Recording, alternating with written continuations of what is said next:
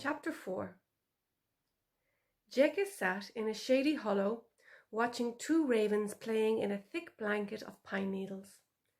They were circling each other, using their wings like scoops to shower the other with needles, ducking and diving to shield themselves from the tiny projectiles.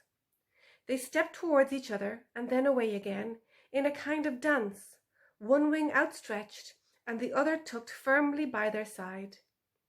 When they tired of flipping needles, they started to wrestle, somersaulting over each other repeatedly, chattering excitedly as they played. Ravens were not his favourite creatures, especially when they tried to steal his food, but he was enjoying watching them tussle. It reminded him of his own sons, who had been tussling for as long as he could remember. It occurred to Jekis that he hadn't seen Indigo and Nox in several hours. He had assumed they were gallivanting about the forest with their younger brother, as they often did, but Luco was now back at the clearing, lazing with his cousins.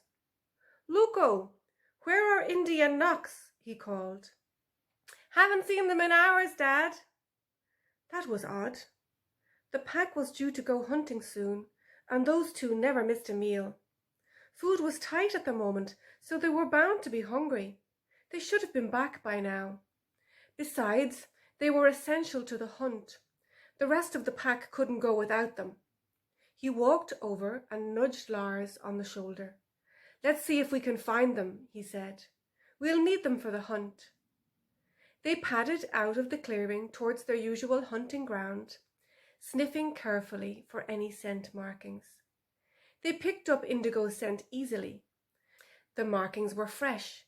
He'd definitely been here recently. They tracked the scent towards the fields behind the forest, where the pack did most of their hunting, but they could find no sign of the brothers beyond the edge of the trees. They retraced their steps to see if they had missed a turning point, but the trail led them straight back to the clearing, where the hunting team was already gathering, eager to get started. Tensions were a little frayed at the moment, with rations being so tight, and Jekis did not want to delay them. He needed the pack to be united if the hunt was to be successful. "Right, everyone," Jekis said. "It's a good clear night. Let's get moving early while those deer are still active." "What about Indy and Nox?" one of the wolves asked. "Shouldn't we wait for them?" Jekis could not allow the pack to think Indigo and Nox were missing. They were a team and he was in charge. He couldn't have wolves thinking it was okay not to turn up for the hunt. He also didn't want them to worry that the brothers had been shot or they would not be able to concentrate on hunting. "I sent them to do a job for me earlier today. They'll join us as soon as they're finished," Jekis said, hoping they would indeed show up soon. Indigo and Nox loped across the fields apace, sniffing the earth for danger as they ran. They had few natural enemies and had grown up in a remote environment with little threat from hunters and their dogs, but they had learned from older wolves that man was to be feared, especially if you encroached on their farmlands or went near their livestock. They would steer clear of humans as much as possible. A red deer or elk stag might defend their territory, but the wolves could outrun them as long as they kept their distance. Most other animals tended to hide or flee from wolves, so they did not anticipate any issues. So far, their passing had been unhindered. They ran for 2 hours without pause, through grass, wheat, and corn, until they reached a road unlike any they had seen before. The road was long, stretching for as far as they could see in both directions. It was wide and black, the hard surface shining under the moonlight. They walked to the edge and lowered their heads to sniff the ground. It was a smell they did not recognize, smoky and sweet, but far from pleasant, with bitter tones and a gassy smell like that from a rotting carcass. "What is this?" Nox said, scratching the surface with his forepaw. "I'm not sure," Indigo said. "It looks like a road, but I've never seen this black stuff before. It smells so strange." I wonder what it's for. Why would the humans cover the road with such a hard, unnatural surface? Knox was about to venture across when he saw a light approaching. The light was brighter than any moon and seemed to be getting bigger and bigger.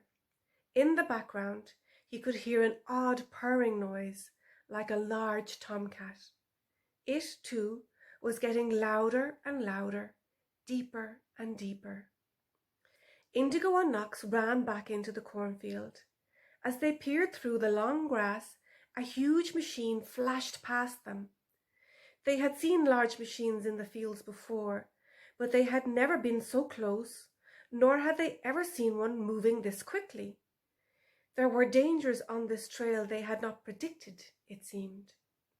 When the light and sound of the machine finally faded out of sight, Knox once again approached the edge of the great black roadway.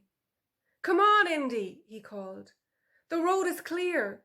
We should cross quickly in case another of those machines comes along." Then he turned and ran. Indigo took one last look along the black road, then sprinted after him. They were deep into grassy pasture beyond the black road when they heard howling far behind them. "The pack have finally realized we're gone," Indigo said, looking back into the distance. He could hear his father's call, distinctly louder and more melancholic than the other wolves. After only a short pause, Knox continued forward, seemingly unmoved by the chorus. Indigo hesitated a moment longer before turning to follow his brother.